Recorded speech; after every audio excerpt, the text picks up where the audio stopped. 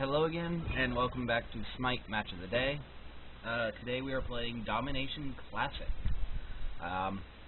Yes, revisit the nostalgia of the past.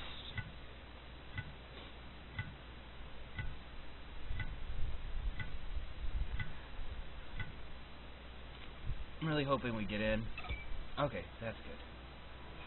I spent about the last 3 queues where it was like, oh, we were unable to place you in a match, which basically just means that nobody's up right now. Let's see, we have a warrior, we have 2 mages. I'd like to go assassin if I could, but I can go someone else if needed.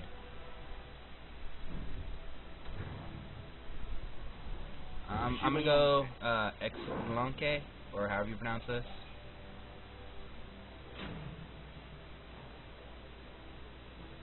Let's see, we have...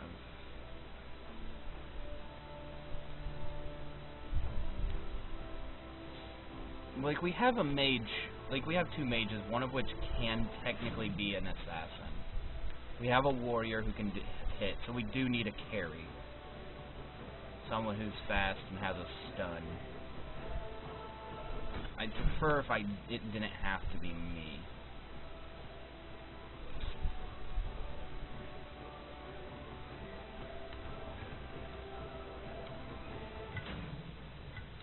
I wasn't going to tell him to go Kali, but hopefully we should still be good.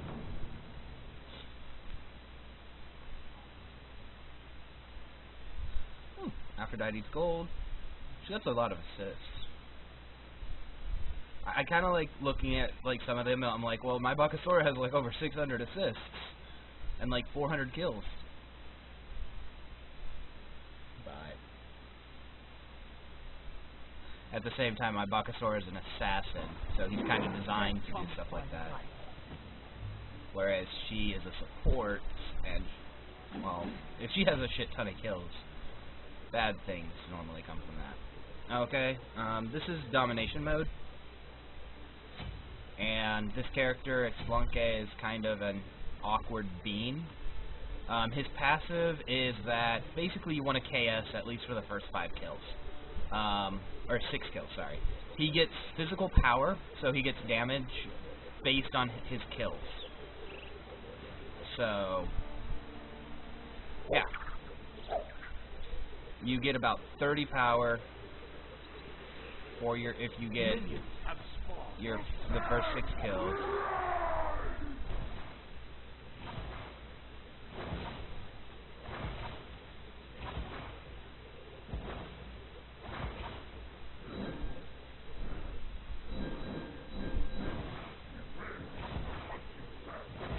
I totally do not mind the enemies being dumb.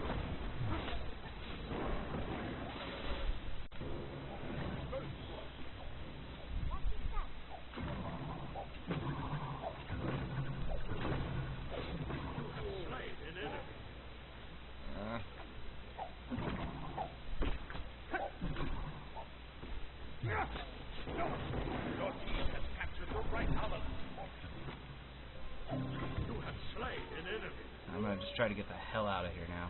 Leave me alone. Your team is. Anyway, as I was saying, has a rather average set for a carry.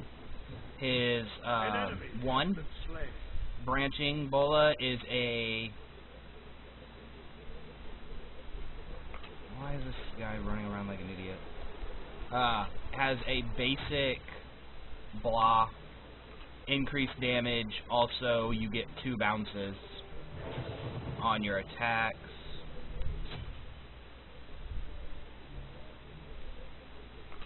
That can hit other enemies. His 2 is actually a very nice AoE dart that actually increases the damage of his 3. His 3 is basically a bounce. It's not exactly a really good movement item.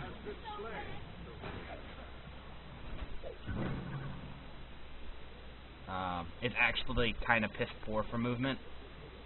An enemy has been slain. Damn, I was hoping to get that kill. Has been slain. But, I mean, as long as we're winning. But as I was saying, like, you really need to get, like, if you can get your 6 kills early, and then the rest of them are assists, if the rest of everything you get is assists, you are fine and dandy. But you really need those 6 kills because he's just physically, like, it's just physically how you get him to be as strong as he can be. Killing spree.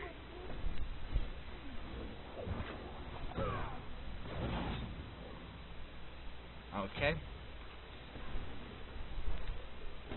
Now, when I build this character, I like to build pretty much my standard damage build. A bit of cooldown reduction, a bit of speed. It really matches his playstyle. He's a very hardcore, run in, jump around, get out of danger. Man, that was lucky.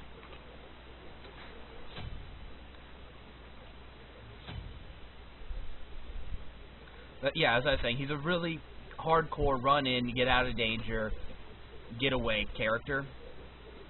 Even his ultimate, which is basically a keep them running and stun them. It stuns them if they're moving, and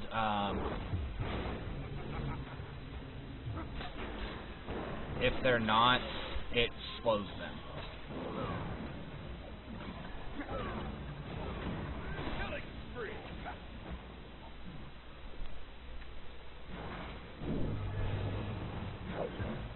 An ally has been slain.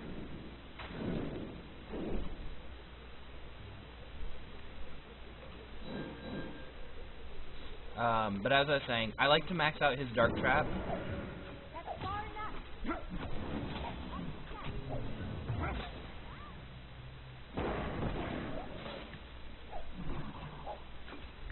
Damn.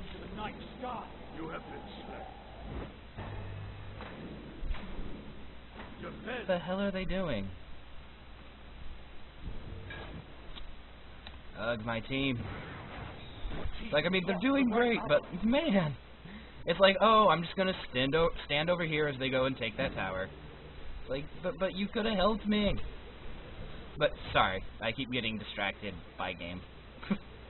Like, yeah, I keep getting distracted by that game I'm trying to play. That sounds a lot better in my head. But as I was saying, I like to max out his 2. It's a dart trap. Like, it's a poison ability, so it dots over time. It also increases the amount of damage your 3 does. Now, unlike most characters in this type of situation, where I'd normally go for the 3, because, well, actually, I'd normally avoid the 3, because the 3 is a movement ability, and it's usually much more beneficial to be able to move than be able to do a slight amount of extra damage that the movement spell gets when leveling. I believe I said that with both the set and Bakasor in the last few days.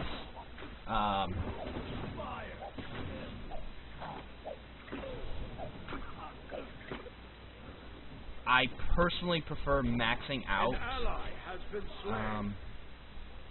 Yeah, I personally prefer maxing out Rising Jaguar pretty early, like as my second ability, mostly because it flat out poison dart, jump in, do a lot of damage. It is his primary combo, and unlike other movement abilities, this one's a lot less. Hey, I'm going to jump all the way over here, because as you can see, it's just in front of me. Let's go over here and use it. Like, I'm going to ask this time, instead of, like, paying attention to what's happening on the screen, like, just try to pay attention to, like, the way I move in the environment of the game. But I do a slight dash forward, and then I jump. There isn't actually a lot of movement within the realm of the game. Oh, that was an enemy tower. but we did get two for one. We get 2 for 1 and the tower out of it. I think my death was worth it. I'm just gonna go cry to myself. Okay, but anyway, as I was saying, as you could see from that, sorry that it was so fast-paced. The movement, you get a nice little dash forward, but the movement doesn't even cover the bridge. So it's kind of a piss-poor movement ability, and just plain up not good for escapes.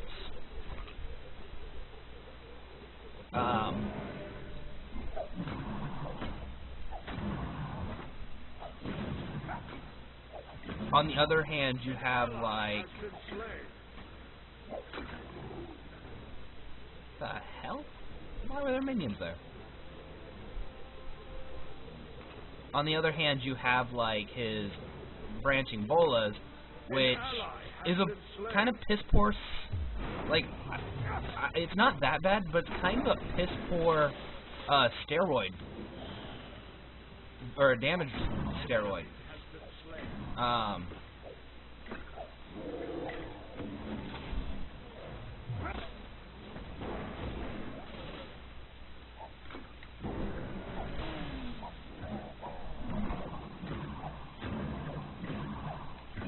Like, the only good thing about it is that, hey, it...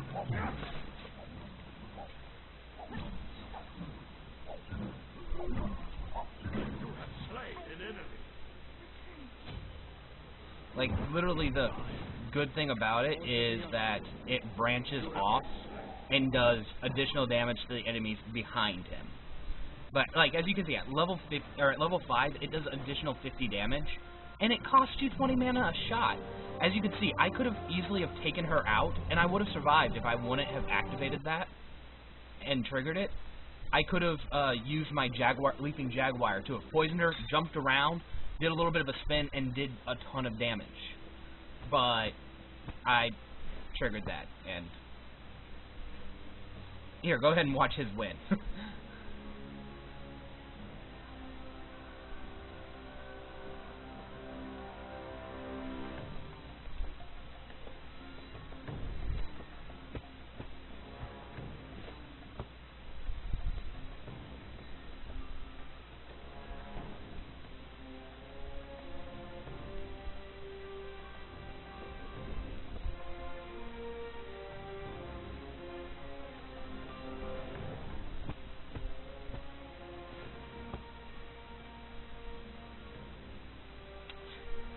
Okay, I'm actually gotten a lot of worshippers on him. I might want to just master him real fast.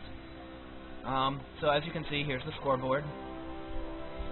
My team was actually really together on that match. Like, some of that game they were a bit of a, what the hell's going on with them, but they weren't doing bad. It was more of a, we could have been more efficient, but it would have been something like we'd have been on, probably would have had to have been on like chat or something, voice chat or something, actual communicating. We did really well for not being pugs, basically. I wouldn't be completely surprised if at least 2 of them were in a group together. As you can see, here's the like structure damage. I did not assault the towers very much. I was doing much more of a mess up the enemy team idea. Which is what a carry should do in a domination match. You have the thicker, stronger, slower characters capturing points as the carries, the assassins, run around stopping the enemies from capturing points. As you can see, I did a lot of damage mitigation, the highest, or second highest on the team other than the tank, which is saying something. I took the most amount of damage. Also had the most amount of deaths on my team. I guess that adds up. Decent amount of creep score. A ton of player damage. And yeah, a lot of gold earned because I got a lot of kills. Anyway, so as you can see, was a fun match in only 11 minutes or 12 minutes. Yeah. Anyway, that was today's Smite match of the day. And have a nice day. Or have fun.